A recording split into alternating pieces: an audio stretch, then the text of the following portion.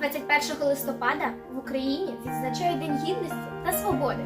Цього дня українці вшановують пам'ять про людей, які стали на захист демократичних цінностей. Наша держава і досі відстоює свою гідність. І весь світ знає про сміливих, волелюбних та незламних українців. Так що ж для кожного із нас означає гідність і свобода? Давайте дізнаємось.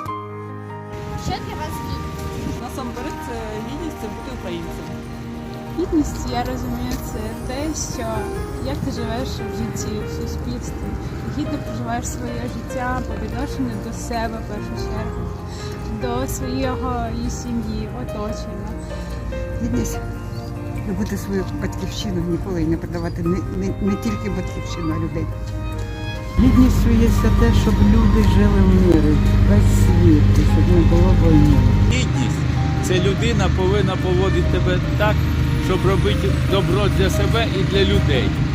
Наприклад, гідність – це в Ірпені працювати на людей. Це бути українцем. Для мене свобода – це незалежність, мати право на вибір і саме свобода слова. Це свобода вибору. Ми щодня стаємо свідомішими громадянами своєї країни. І війна зробила нас лише стійкішими, сміливішими та загартованішими. Після нашої перемоги Україна розквітне з новими силами, тож будьмо гідними синами і доньками своєї найкращої батьківщини.